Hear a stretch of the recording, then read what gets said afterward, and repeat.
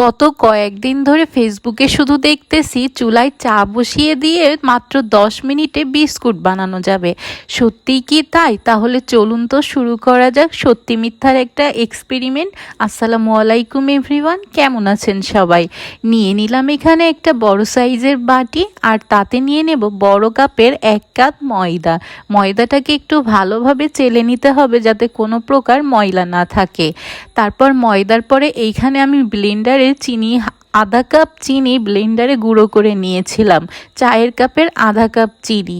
তারপরে এখানে দিয়ে দেব হাফ চামচ, একদম ছোট সাইজের যেই চামচ সেই চামচের হাফ চামচ হচ্ছে বেকিং পাউডার। সব কিছু দিয়ে ভালো করে একটু চেলে নিতে হবে। সেম টু সেম ফলো করবেন এবং কি কি ঘটতে চলছে চলুন সব কিছু দেখা যাবে আজকের ভিডিওতে।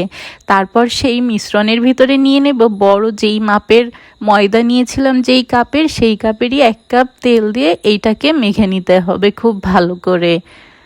কোনো প্রকার এখানে পানি ব্যবহার করা যাবে না। তারপর খুব ভালোভাবে মাখানো হয়ে গেলে দেখতেছেন তো আমি কি সুন্দরভাবে মাখাচ্ছি, একদম সেম এরকমই হইতে হবে কিন্তু মিশ্রণটা।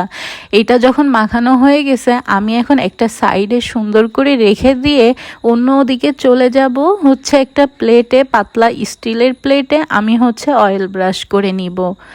আজকে বিকালে একটা বিস্কুট বানানোর এক্সপেরিমেন্ট করলাম, তো এইখানে আমি ব্রাশে একটু তেল মাখিয়ে নিয়ে প্লেটে খুব সুন্দরভাবে ব্রাশ করে নেব চারি সাইডে।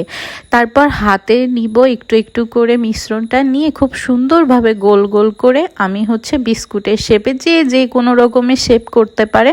আমি আজকে গোল গোল শেপ করেছিলাম, চাইলে চারকোনা লম্বা যেভাবেই হোক করতে পারেন, বিস্কুট তো তারপর এই যে এইভাবে করে প্লেটে বসিয়ে তারপর একটা ডিমের কুসুম উপরে খুব সুন্দরভাবে একটু ব্রাশ করে দিয়েছিলাম। আর মাঝে মাঝে যেগুলো ময়লা দেখতে পারতেছেন এইগুলা কিন্তু তেমন কিছুই না, আমি ওই যে বাদামটা ভাজা ছিল না তো ভেজে যেই গুঁড়াটা ওইগুলা উড়ে উড়ে আর কি পড়েছে ওই ময়দার ভিতরে।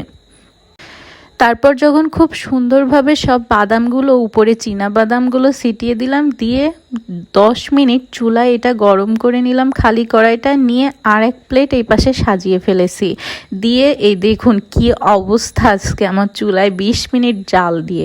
এটা কি সত্যি সম্ভব? ফেসবুকের সব জিনিস কি সবসময় সত্যি হয়? তারপর কি করলাম জানেন, বাকি আরেকটা প্লেট আমি ওভেনে দিলাম অ্যাজ ইউজুয়াল, যেইভাবে আমি সবসময় বানিয়ে থাকি সেই রেসিপি ফলো করেই আর কি আবার ওভেনে দিয়েছিলাম। ওই যে ফেসবুকেরটা দেখে একটু মাতব্বারি করতে গিয়েছিলাম তাই ধরা খেয়ে গেলাম। তারপর দেখুন কত সুন্দর এবং পারফেক্ট হয়েছে, আমি যেইভাবে সবসময় করি সেইটা ফলো করে। তো সবসময় কিন্তু সব কিছু আসলে সত্যি হয় না ফেসবুকে, তো সেইটার আজকে বড় একটা প্রমাণ তো দেখলেনই আমার ভিডিওতে।